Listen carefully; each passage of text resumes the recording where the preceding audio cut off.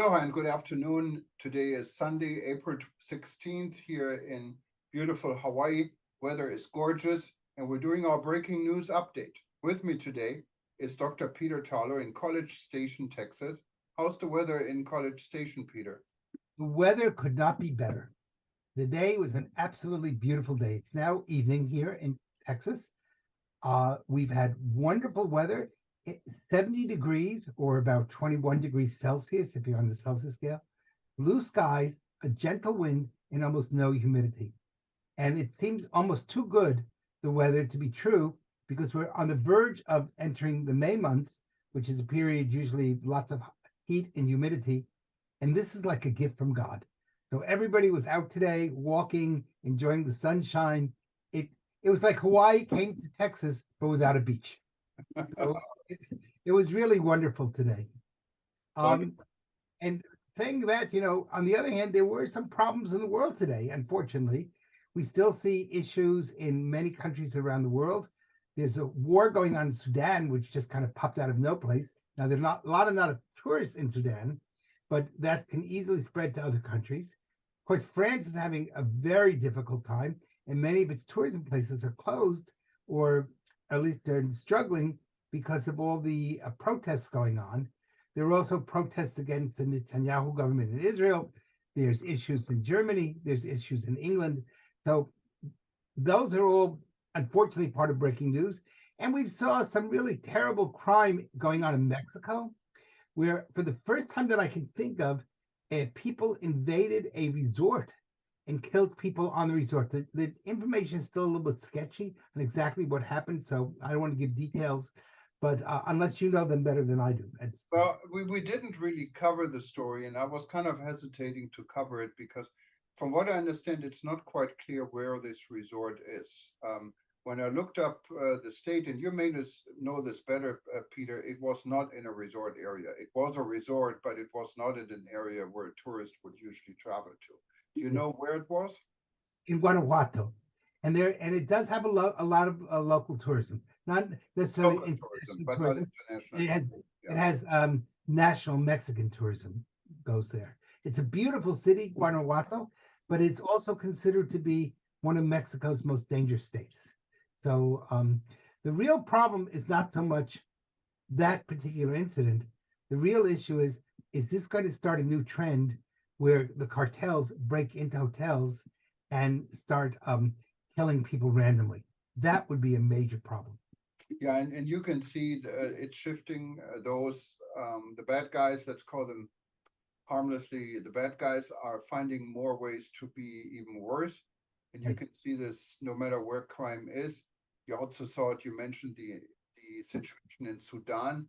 Actually, the target was the airport, and there were Yes. civilian flights taking off and landing, and nothing bad was expected. And we ran the story actually on Saudi Airlines, what's the national carrier for Saudi Arabia. They had two flights. One from Jeddah was able to turn around. Literally, the plane was down to almost 1,000 feet, ready to touch down, and the pilot was able to get back into the air, and they returned to Jeddah. But the other flight wasn't that fortunate. They were ready to take off to Riyadh with past 150 some passengers on board when they got fired on. And really, just the heroic act of the crew prevented a major incident here.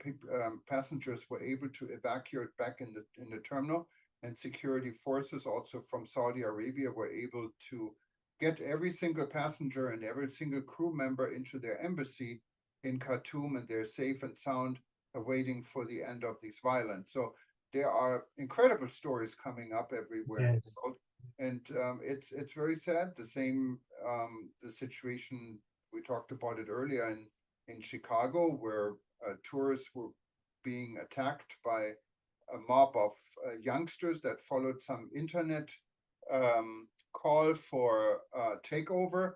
And these are 16, 17-year-old kids. So I'm You very, really wonder where their parents. yeah, exactly, where their parents and where's the education? Our education system needs needs to educate people in a way so they understand the dangers of internet, that you cannot believe everything they're saying, And following just a call on the internet is like, excuse my thoughts here, but it's like following a call from Hitler to do something, and it's not right.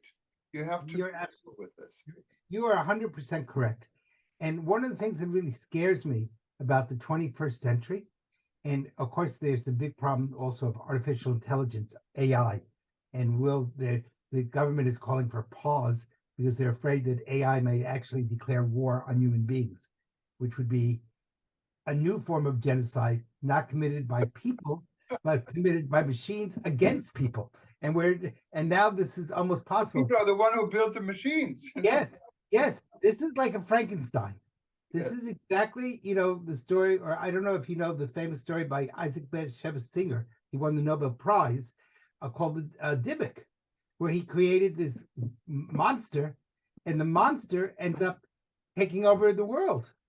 And it was a piece of fiction in 1960 or 1970 when Singer wrote his works, but now it's coming true, and it's very scary because not only do we have violence, but we now have violence with high technology. And where before we could at least get some sort of control, the tourism industry is now going to have to face the issue of violence against tourists, issues of lack of training. Many cities lack police officers. And if you remember, a few years ago, we had to defund the police, which became a really big issue because many police have left. Now, I have a new book on the history of policing in the United States and Mexico. It's coming out. If I could be, I'm going to make sure you get a copy of it. But if I could be bold enough to self-promote a little bit, it'll be coming out on April 21st. The big book. It's almost 400 pages. And it talks about the interaction between police and tourism. And one of the big problems that tourism is facing is we don't have enough bodies to deal with security. In other words, people just don't want to take the job. It's dangerous. They get attacked. They are they are attacked not only by people, the bad guys, but also by politicians. And so people are quitting or they're retiring early. And meanwhile, if you look at a city like San Francisco, which just had some terrible crime, you are missing 500 police officers. Well, a camera cannot solve a crime. A camera can take a picture, but you need bodies on the ground. And if we can't get people to work, that's going to be a real problem. Hotels are lacking. Restaurants are complaining about it. Airlines are complaining about it. Airports are complaining about it. And so this is a real challenge for all of us in tourism. How do we create a safe, functioning environment with good customer service and a sense of caring? And that's something we have to really think about. Yeah, and you're saying the lack of police officer, and I 100% agree with you.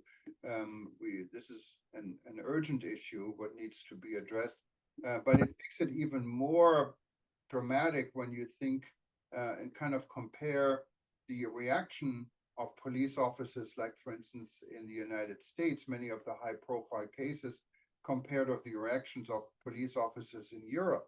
There seems to be a lot more civilized in Europe because they have more police officers that actually are able to do the job. Here, we're not able to do the job, so people get killed. I mean, you don't want to be an officer and confronted with a situation you think you may be harmed, so you're going to defend yourself. In Europe, there's enough police, so you won't get into the situation normally in the first part. Yeah, no, I think you do have to be a little careful. It's not Europe. Germany has enough police officers. England does not. And there's a big lack of police in England. And the same is true of France. So it depends on which European country. Now, Germany is a leader. And Germany, I think, learned many important lessons because of World War II and really took a 180-degree turn to make sure that, it doesn't repeat its errors of the 1930s and 1940s. But other countries in Europe haven't learned as much. So yes, you do have good policing in Switzerland. You don't have good policing in France right now. You don't have great policing in England. And many of those people are disgusted and are quitting. So those problems are taking place. And you may be very right. There is another story we did not report what happened this weekend, so let's report it here exclusively, like we're talking about it. And this is a situation what unfolded at the Hyatt Regency Hotel in the city of Düsseldorf, what is also a city what is frequented by many business travelers attending conventions and tourists. And it's a hotel I personally stayed many, many times. It's almost like my second home when I go to Germany because that's where I stay. And what happened, it's a five-star hotel, apparently two families, 12 people all together.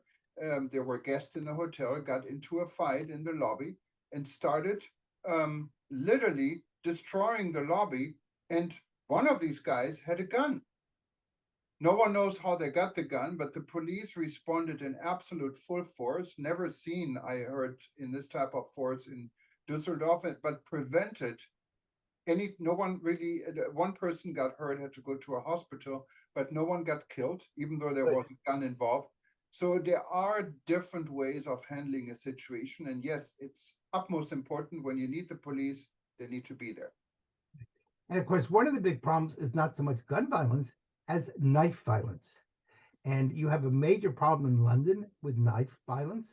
You have a problem in San Francisco, where we just had some high profile deaths, which came from someone was killed with a kitchen knife. And, this is again a real problem because unfortunately there is in the human being and there's the good streaks in the human being, but there also are evil inclinations. And somehow, sometimes we just go and become violent. And, if I want to kill you, I'm going to find a way to kill you, which is very tragic and very, very terrible. So, I do salute the German police. I think they're very well trained. They're well equipped and they have the support of the people and of the government. On the other hand, in a number of other countries around the world, the police don't have that support and don't have the government support. And then that's when really tragedies take place. The tourism industry for a long time tried to run away from security. It's only now that we're realizing without security, there won't be any tourism. I'm going to be in Ecuador in 2 weeks. And again, their whole northern part of their country is collapsing because of lack of tourism, lack of security, and therefore people aren't going. Now, the southern part of the country is still safe. On the other hand, look what just happened to Peru, where the riots took place. The airports were in a terrible situation, and people couldn't even get out of places like Machu Picchu. So there's lots of stuff going on. I do have to congratulate the Peruvians. I was on a something like a breaking news show for Peru, and I'll have to send it to you. It's in Spanish, where the Peruvians for the first time said, "We do have a problem, and how are we going to fix this problem?" And that is really good because too often in tourism, people run away from problems; they don't face the problems. And in other news days, we're seeing some shifting in the aviation industry. We reported a couple of or 3 weeks ago about a new airline in the making, probably announced more in a few months in Saudi Arabia, but also Turkish Airlines. And it was started in 1933, so it turns now 90 years old. And it's just amazing if you look at the history, the recent history of this carrier becoming from a provincial airline, an airline that had major safety issue into one of the largest or the largest network in the world, flying to more cities and more countries than anyone else. So there are some positive developments in this industry. And we in the United States, of course, we still have the largest carriers, but we don't have the largest international carriers. So there is competition and the industry is shifting. And it's just, if you wanted to read the story, just go to eturbonews.com and you see a $50 billion strong plan in when Turkish Airlines will turn 100 years old in 10 years. So it's quite ambitious. And I have to say, we can only congratulate guys like this to put this together. And by the way, it's an excellent airline, and customer service is quite good on Turkish Airlines, and the food is quite good. And I think that's a real problem for our domestic airlines, that on international routes, our food is much less delicious, much less abundant than on Middle Eastern, Asian, or even some of the European airlines. I think you were the one who taught me that some of the U.S. carriers pay only about a third for a first class meal than the Middle Eastern or the European For any, airlines. and this is information I got from a very good friend who works for more than 20 some years at a major catering company at one of the largest airports in Germany, and they cater also United Airlines, Lufthansa, and many of the Star Alliance carriers. And when I hear unfortunately, what Lufthansa is paying compared to what United is paying for the meal, it's only a fraction. There's also another funny story. We all know U.S. carriers like United usually have very small number of business first class passengers that actually pay to fly first class and business class and fill the seats with upgrades. So what United has been doing for years, they order the exact number of meals the day before compared to the passenger list that booked the airline in business first. And then the very last minute, everyone who works for the catering company knows they're going to fill the rest of the seats. So they already cater the full plane, and many times it's not ordered. So they get the meals for free. My friend told me there are hundreds and hundreds of occasions United Airlines said they just didn't want to let them down.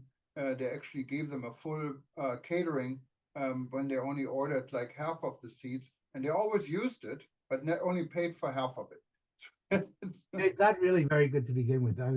I'm a revenue passenger on United, and I will tell you, even 3 years ago, they came through with a liquor cart. Now I don't drink, but still it should be offered. If you'd like to have a cocktail before dinner, and after dinner drink. Now then they reduced that to just two or three types of wine. Then my last flight, which was only a few weeks ago, they came to them and said, "Do you want red or white wine?" And I said, "What type?" They said, "Red or white." Um, they the meal was literally where once upon a time it was a beautifully elegant service. I keep seeing it's less and less. And I say that even in Polaris, which is their premium class, it's like a diet. You almost need to bring food on board because it's the food has becomes unfortunately so tragic. And part of the elegance of flying is that I remember just a few years ago for breakfast they served coffee and tea out of a silver pot. Now you're lucky if you get a glass, or a cup. So I think they're hurting themselves by that lack of elegance. It doesn't cost much more, and it does make the world um, special. If not, you're just a bus in the sky. I mean, the main thing is there's competition. If you look at the Middle East carriers, and yes, granted, many times they get money from the government, and these governments have more money than we can imagine. But I had the privilege of flying Qatar Airways now on three different occasions in the And last, I'm jealous. and I can tell you, and I did fly business class. I'm just literally the first time I really couldn't believe it. I wasn't sure because no one really comes around all the time and order food. You get a menu, you order anything you want, breakfast, lunch, dinner, whatever you want, or a snack. Anytime you want, you can have that food. So I figured I was trying to the first flight, okay, then maybe I have this for dinner. Maybe they allow me to have another British or English tea servings, what was great with all these sandwiches and prawn and all these things they do in England. But after this, yeah, if you're hungry, you can have another full dinner, or you can have a breakfast, or if you want two breakfasts, that's fine too. And it's delicious. I want to tell you, Jurgen, I'm glad it was wonderful for you, but I would be lying if I didn't tell you I'm a little jealous. And I'm hoping that one of these days I get to go in Qatar Airlines on their business or their business first or whatever it's called, because your description of it really sounds scrumptious. No, I mean, even you have flights like an hour. I flew on their flight from Doha to Riyadh, what is like a little bit more than an hour, 10 minutes. You get a full gourmet 4 or 5 course dinner. You hardly have any time to finish it, but it's excellent. It's very delicious, and you have a lot of choices. And yes, and actually they serve alcohol because once you land in Saudi Arabia, there's no more alcohol. So people did drink a lot of cocktails, I guess, on the way to And Yeah, what so let me compare that. I just came back on a flight. I was business first from Morelia, Mexico to Houston. It's about a 2 hour, 20-minute flight. And for breakfast, they served a bag of popcorn and a cup of coffee. oh wow. Popcorn for breakfast. That sounds really good.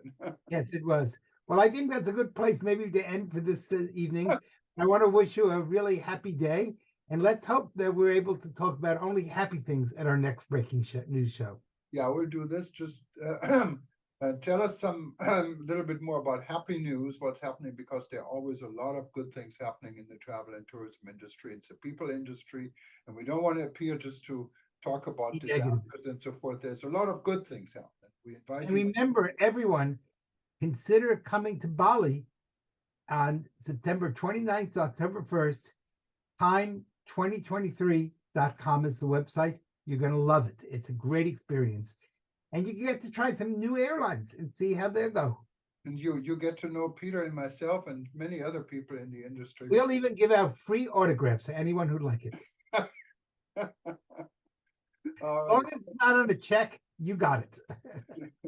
And for those of you that enjoyed our broadcast and missed the beginning part of it, just stay tuned. Good chances that we would start again. And always you can go to breakingnewsshow.com and listen to everything we've done in the last year or so now. And thank you for joining us, and we'll be back soon. And Peter, you enjoy your beautiful afternoon and beautiful Thank weather. you. And we'll see you next time. Enjoy Hawaii for me. Bye-bye. Bye-bye.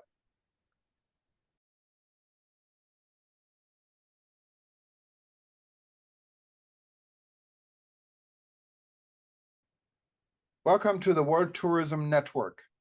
The World Tourism Network, with headquartered in the United States and Hawaii, is under the leadership of President Dr. Peter Thaler and myself, chairman of the organization, Jürgen Steinmetz.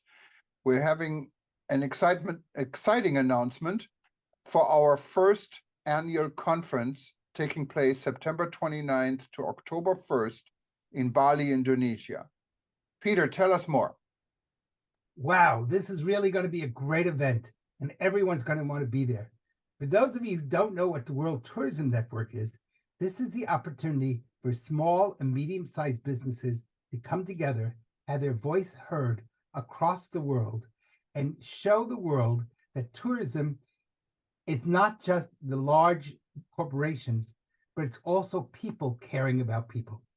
And I can't think of any better place to be doing this than Bali, Indonesia, a place filled with flowers, beaches, and this will be a wonderful opportunity for people from around the world to get to know each other and to care about each other and show that tourism is back. After 2 years of COVID, we're now showing the world that tourism is well on its way to creating, once again, an industry that connects people and brings peace to the world. So I understand it's going to be a 5-in-1 conference. Tell me a little bit about that. Well, the conference, September 29th to October 1st, mark it in your calendar. It's going to be 5 conferences and subjects in one. We're going to deal with the issue of climate change and sustainable tourism.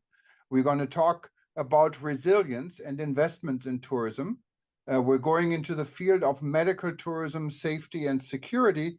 And of course, we're going to introduce destinations that are interested in the potential Indonesian outbound market and also conduct a fam trip to Indonesia for those in the travel and tourism industry that are interested in selling this. For more information, simply go to time2023.com. It's quite easy. It's time, like the time, 2023, all spelled together.com. time2023.com. And of course, if you wanted to learn more about World Tourism Network and our organization and our various events coming up, simply go to wtn.travel, or worldtourismnetwork.org. And Jürgen, I understand there's a discount or something included if you are a World Tourism Network member. Is that correct? Absolutely. We want members to attend. We want you to become a member. And literally, the event is free for corporate members if you're a paid up member for the World Tourism Network. So this is really an exciting adventure, not only for the people in Bali, but for all our members in the World Tourism Network. This is a chance for us to get to know new people, make new friends, get started again. And of course, it's called the World Tourism Network because what's our main purpose? Networking. So this is a great chance for small businesses, for medium-sized businesses to network with each other across the world. See you in Bali. Thank you. Take care. Bye.